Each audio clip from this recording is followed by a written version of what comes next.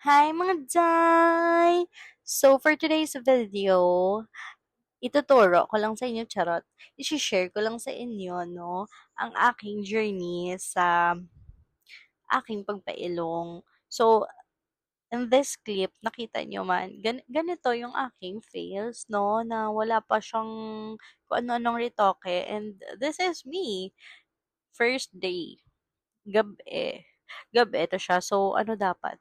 Anyway, first day, second day, pinagpe-pray ko na sana, Lord, maging okay ako. Kasi kung pwede lang ibalik during that time, yung araw na hindi ako nagpa-surgery, gagawin ko kung pwede lang siyang i-magic. Kaso kay hindi man, bawal man, kinatandog na. Paano na lang yun, no? Na kurikol na yun dun, hindi na pwede ibalik.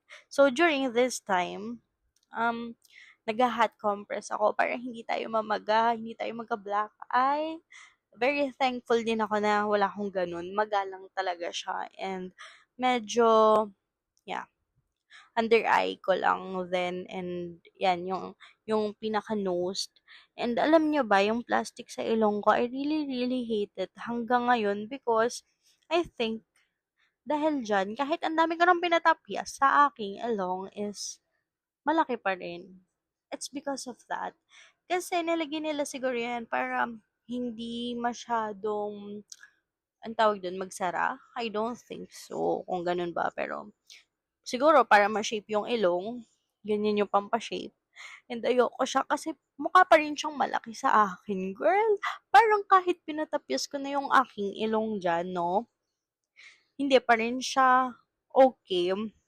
Nalalakihan pa rin talaga ako dyan.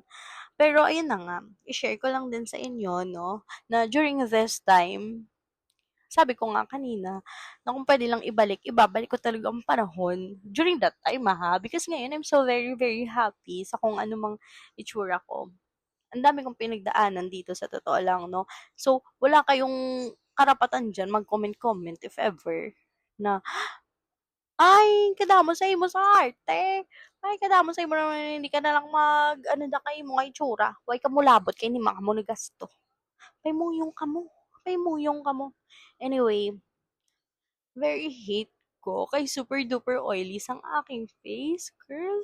And if ever, kung kayo din naman, 'di ba? Super pangit pag oily ka. So, kung balak niyo rin magpa-ilong or kung ano, biga-biga, pag-iisipan niyo munang